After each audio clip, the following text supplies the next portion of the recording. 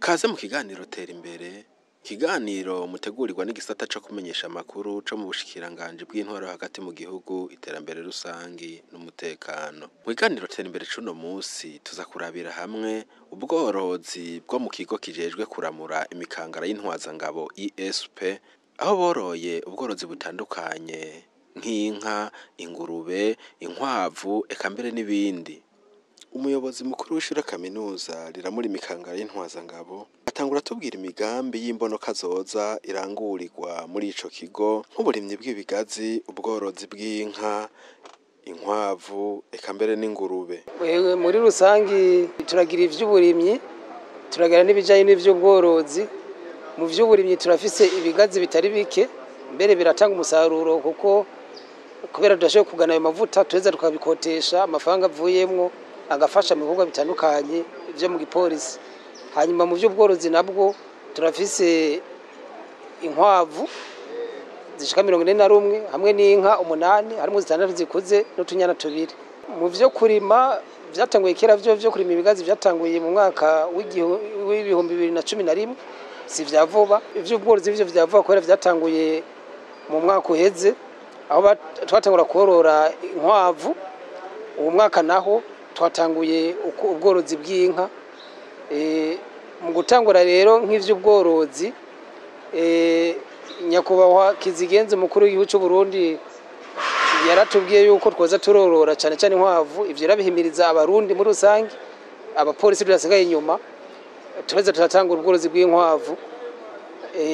Mu nyuma rero twatangura icimviro cyo korora inka, naco nyene ni nyakubahwa mukuru w'igihugu cy'u Burundi akabona Kizigenza mu nzego z'umutekano kwivuna abansi abiduhimiriza, ari naco ivyo vyabaye umwaka. Inka zibiri zagabiwe nyakubahwa mukuru w'igihugu cy'u Burundi zavuye mu bworozi buri muri kiya gihugu nyene ca kaminuza nkuru y'igipolisi mu Mitakataka. Aratubwira ko iterambere ry'ikigo riko riragera ku ntambwe ishimishije, ko ngo basanzwe bafise abantu bavyize bo gukurikirana ubwo bworozi. Umuntu agiye kuraba muri rusangi bigeze ku ntambwe ishimishije, ntituramenyera gusa ngo dutere imbere, mugabo biguma bitera bija imbere.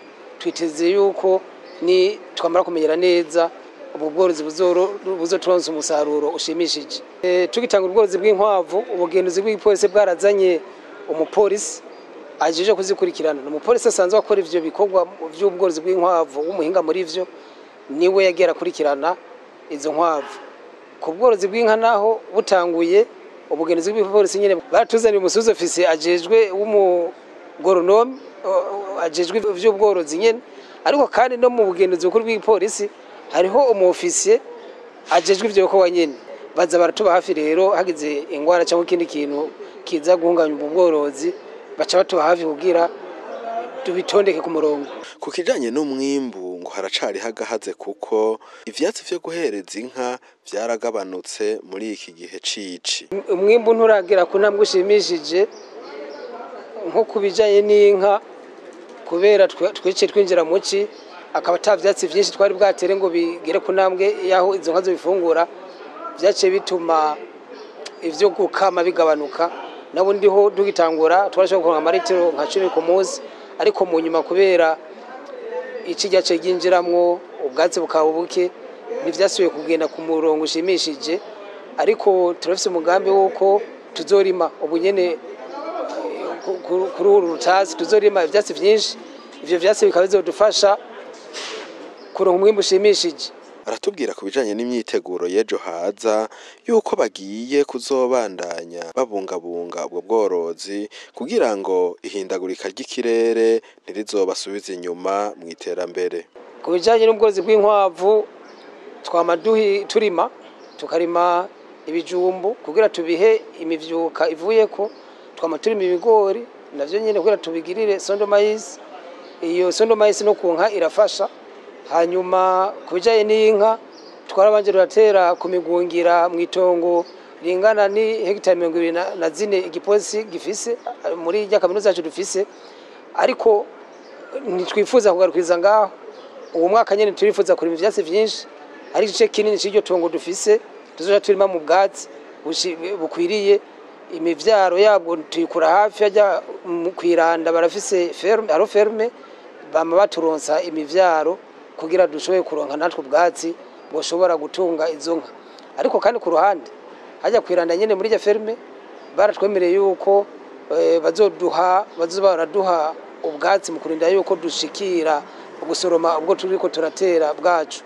Kandi ko ku kijanye n'amagara y'ibitungwa akurikiranwa neza kuko ngo umuganga wavyo baramwifitiye, eka mbere ngo n'uburyo bwo kugura imiti ngo buva mu gipolisi. Turafise umuveterineri akurikirana ivyo bitungwa, ariko iyo hakenewe imiti turasaba amafaranga muri logistique bakaduha iyo miti kagurwa, kandi naho ari ingwara zituma hoboneka umuganga cyangwa ibindi bikoresho dafise hajya tubimenyesha ababijejwe, harimwo uwo iyo ntwazangano nababwiye ijejwe ivyo bintu n'ubworozi, akadusabira abo baganga babinonosoye kugira ivyo bitungwa bigume bikurikiranwa neza. Umuyobozi w'ishure kaminuza aratubwira intambwe ico kigo gifise ngo hamwe ico kigo cogira ubwigenge mu vy'ubutunzi imbonoka zoza kuyishika ko vyonyaruka cane.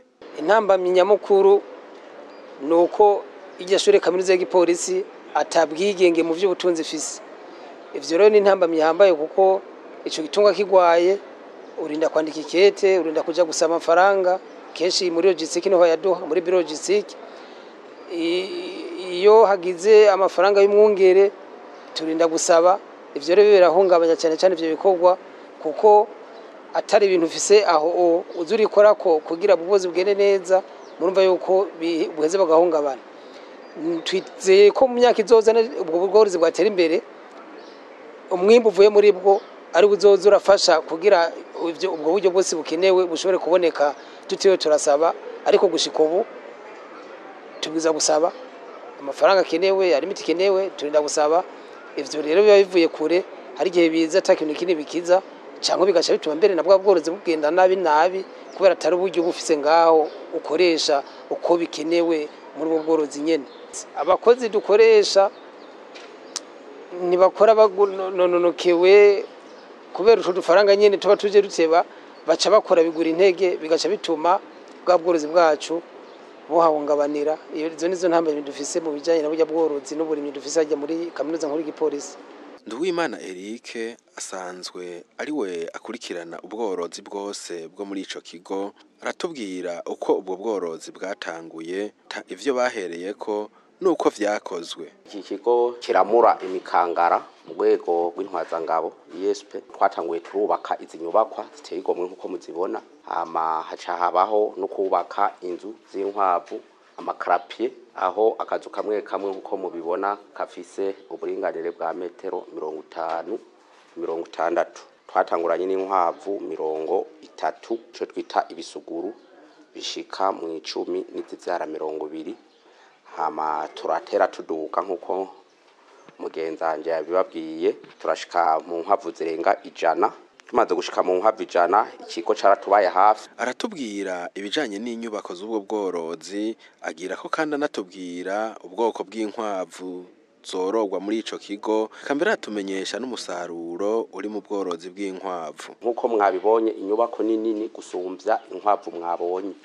Izi nyubako zimwe zakeraho umworozi wasanga yoroye ukwavu ugasanga ruriyimbira ruja mu mwobo. Twashimye kuzorora kijambere aho turonka umusaruro kuzizivako, tukaronka n'umusaruro ku maganga ariyo afasha rimwe na rimwe kenshi mu ndimiro. Iki kigo gifise indimiro zitari nto, muri bimwe tugenda turimira izi nkwavu nyene turikora ko mahunuhunu ariyo yayo, turafise imifuko yayo, turafise n'amabido aho ububiko tubikamwo amaganga yazo zikomokako. Kubwa Eric Nduwimana ngo imbona y'umukuru w'igihugu niyo bisunze kugira ngo bashike kuri iryo hangiro, eka mbere n'abakozi bakorera muri ico kigo ngo ntibasigaye inyuma, babifashe nka nkama.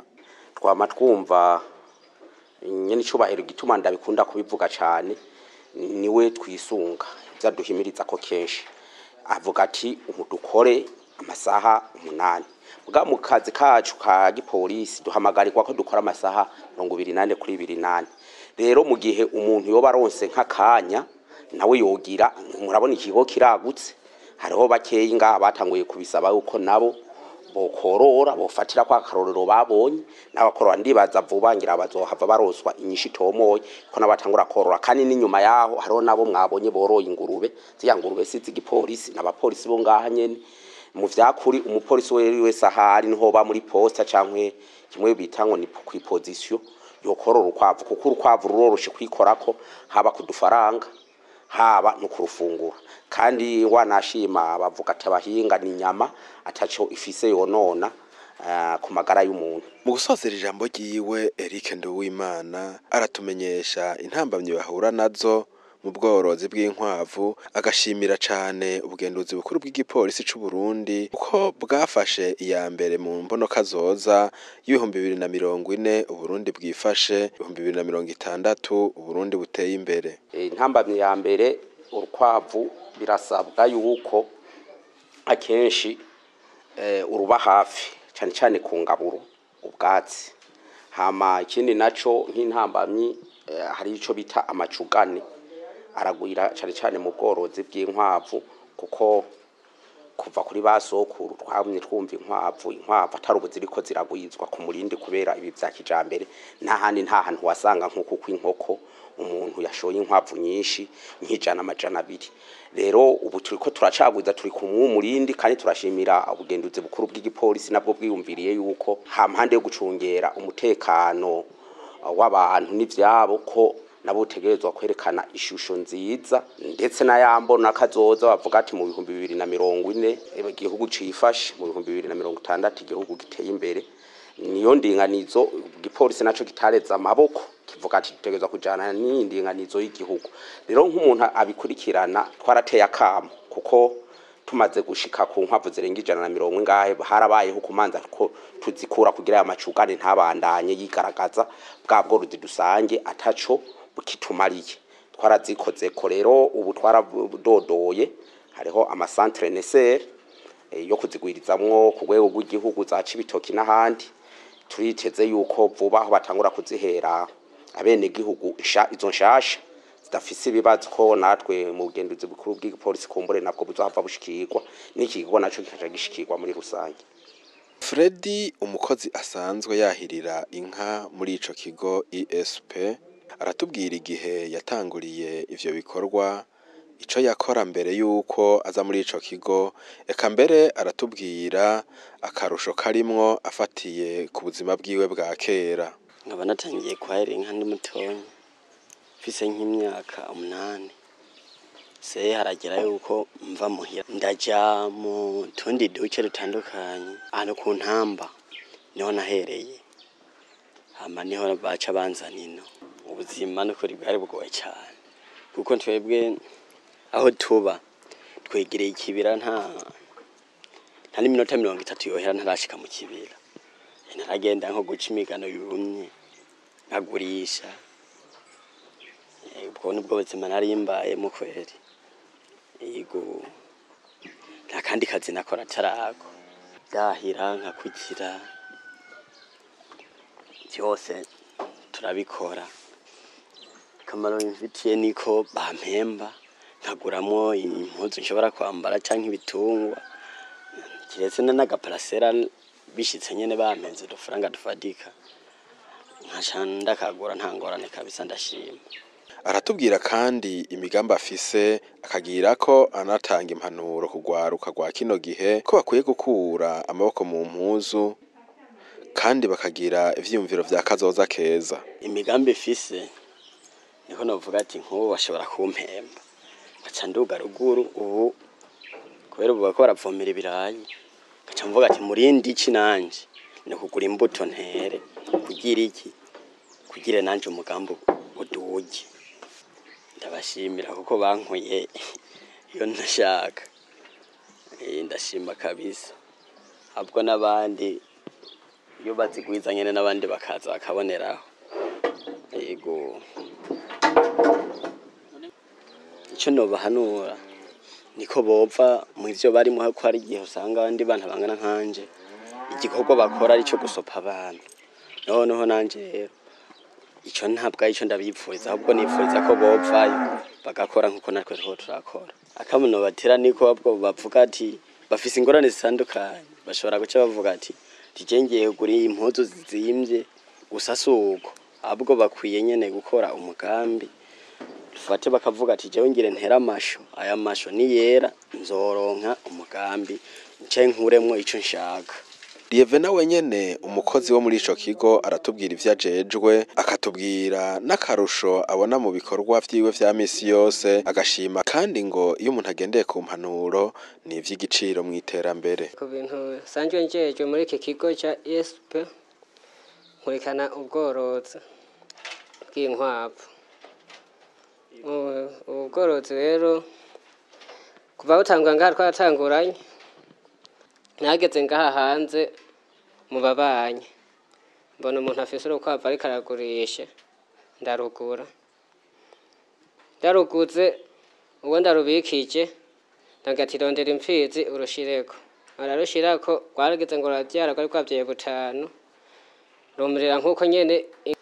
Akamaro kahabaye nuko nkitanga gushika ngaha haraba nkanu k'akanyungu karabayemwo gato mugabo se gato cyane kuko n'abagenzi barambwira ati wewe uko byitwaramwe neza urashobora kuhungukira. Ico barakimpanuyemwo nakigendeye yego kugendera ku mpanuro z'abavyeyi burya keshi ni vyiza ntugararitse mahika guhanura bigaca mu gutwi bigasuka mu kundi burya si vyiza kuko nabo bohembwa 1000 canke 500 jambe 5 canke cya 1000 kagushikana ku mahera menshi utorose uri inyuma y'abandi. Lieve mu gusozera arahanurunganwe ko atakugaya akazi kuko ngo umuntu atera imbere kubera yakoze. Cyo no bahanura ko nuko nyene akazi kariko kose bakarose kugakora kandi batekeje kandi batuje ko bashikana ku yindi ntambwe. Nico no hanura ku bandi bagenzi yego bari hirya no hino bashaka kubona umuntu arisahiriza mu tundi tuza ariko araronka nabo bagakora bakagira aho bigejeje nk'abandi mugo. Umuyobozi w'ishure kaminuza y'Intwazangabo Dr Major de Police Pamphile asaba ubugenduzi bukuru bw'igipolisi ko bworonsa ico kigo yankenerwa vyamaho byo gukurikirana neza ubwo bworozi na cane ko atagihe kirekire kirahera umugambi utanguye ngo vyozofasha ejo canke hirya yejo ko ubutunzi bukurikiranwa neza ntihagire icononekara.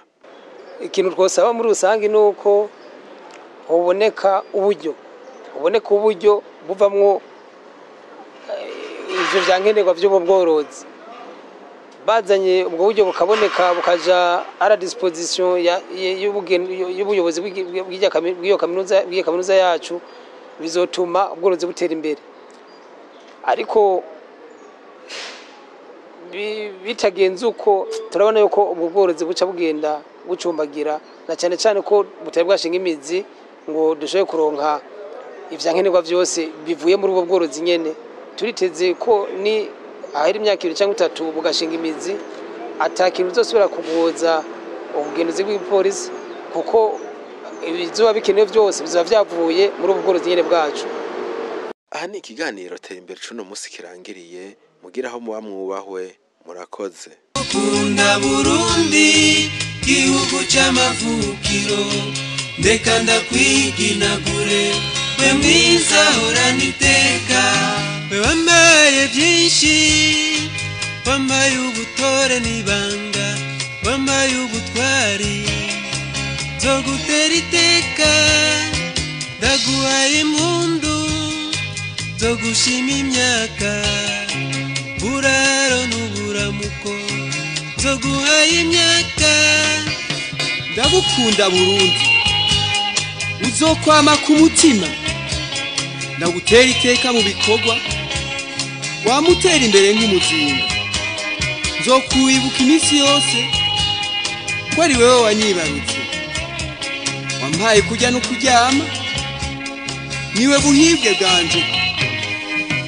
ndagukunda Burundi gihugu c'amavukiro ndeka ndakwiginagure twe mwiza horana iteka